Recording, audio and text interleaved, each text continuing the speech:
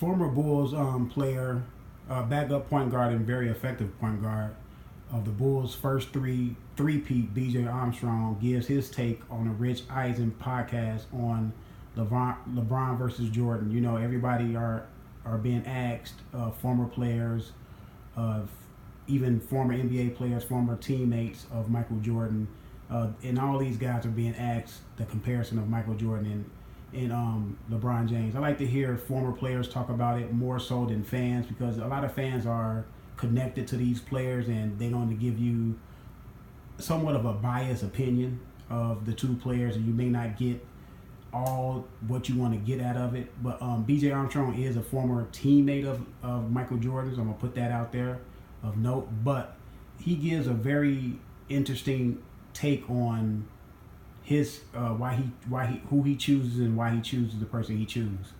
Let's hear him talk about it. On this comparison of Jordan versus LeBron James would be what, B.J. Armstrong? Well, I can see from a fan perspective the comparison, right? They're both wing players. You know, LeBron's about 6'8", Jordan's about 6'6", and they've both been the most dominant players in their era. Let me stop him right there. You see what he said? He said, I can see why fans want to have a comparison between the two of them, because they're both wing players. But like I've been saying all along, and you know, I have debates with countless of people over this, people that like LeBron James.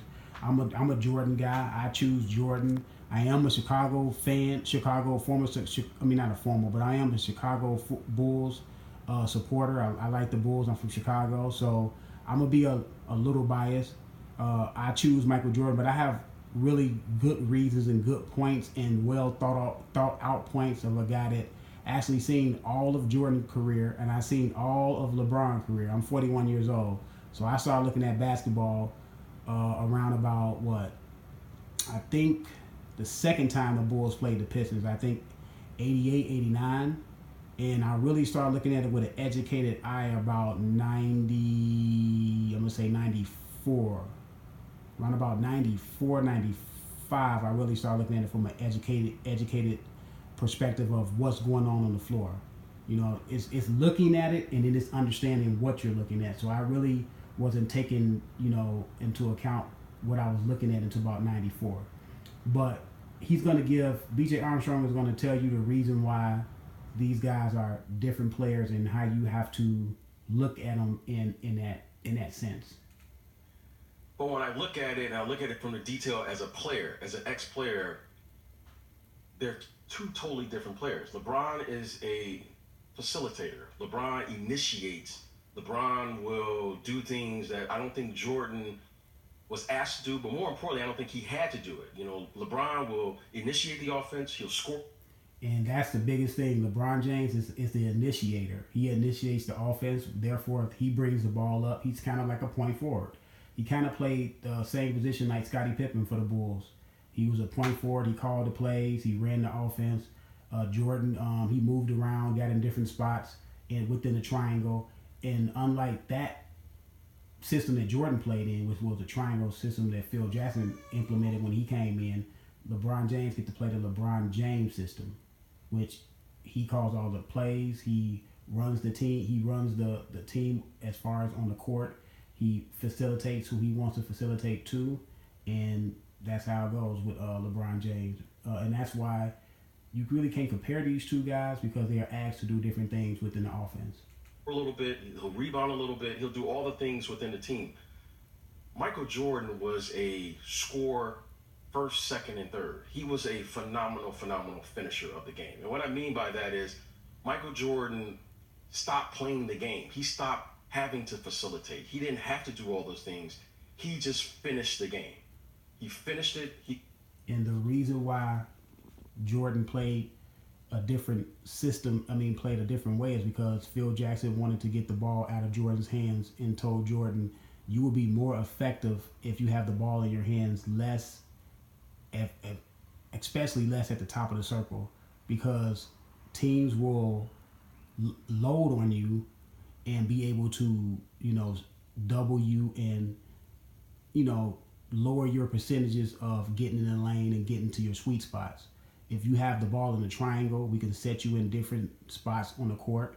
because Jordan was dangerous on every part of the court. He can score from every part of the court. He was not uncomfortable for on the left block or the right block or top of the key or on the angle or on the baseline. He can score from anywhere. So Phil Jackson understood that, and he knew that if I can put him in the triangle, he can be effective from all points of the court. And like B.J. Armstrong said, Michael Jordan was a scorer first, second, and third. Yes, he can pass. Yes, he can rebound. I know people say, oh, he don't pass like LeBron James. He don't rebound. No, he rebounds and he passes.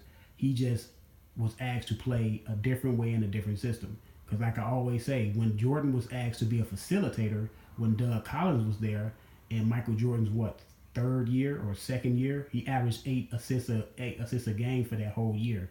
So yes, he can play that role. It's just when Phil Jackson came in, he understood that to get the most out of Michael Jordan's skills and to get the most out of the team from a team aspect, because let's not forget it's a team's game, we can be more successful and Michael Jordan can be more successful. He can still get his shots, but he can get his shots more efficient shots and have a better chance of shooting a higher field goal percentage, which is lost on the NBA now. The NBA now, they don't care about field goal percentage. You got guys like Russell Westbrook, Dame Lillard, they averaging high points, but they shooting in the 40 percentile range.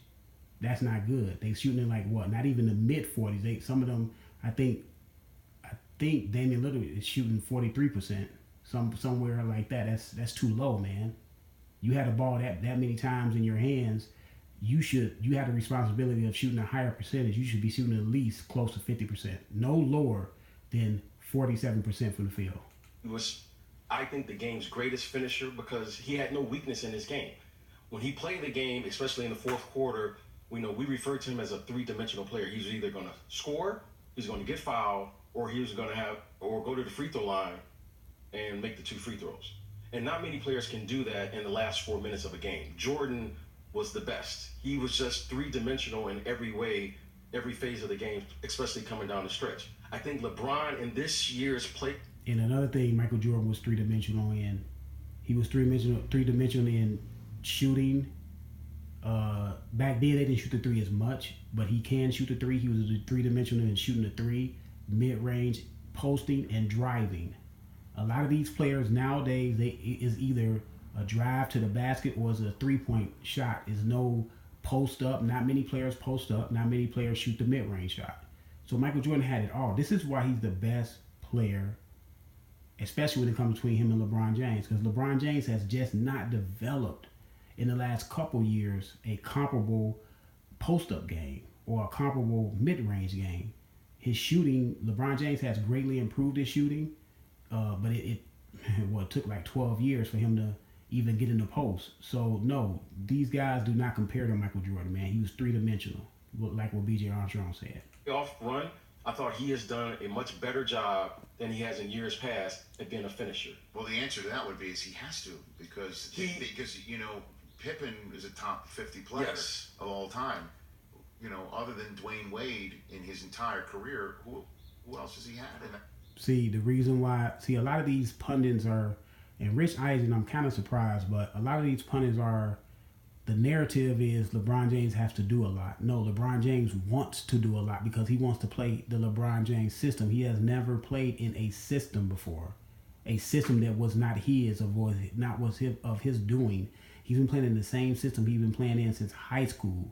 That's why he struggled in the Dallas Mavericks series, and that's why he struggled his first year in Miami, because they were not playing the LeBron James system, and he does not know how to play off the ball. Like LeBron James, do you ever see, like, even last year when he had Kyrie Irving, not this year but last year, when he gave the ball to Kyrie Irving, LeBron James would go sit in the corner.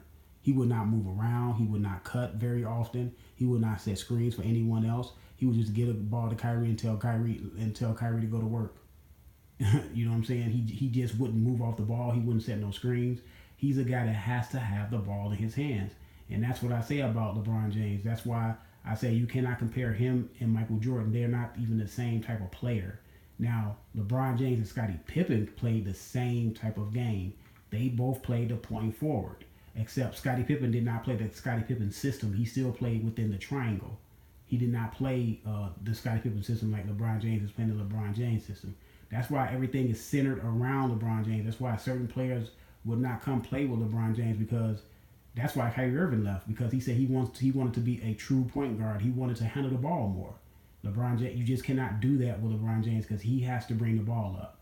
And that's why he gets tired in games, because he has no rest periods. See, he's as great as he is, he doesn't know how to pace himself. He just not started learning that.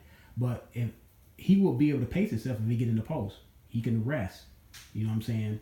He can get it mid post and rest. He can play off the ball, move around a little bit, set screens and get open, get easy baskets that way.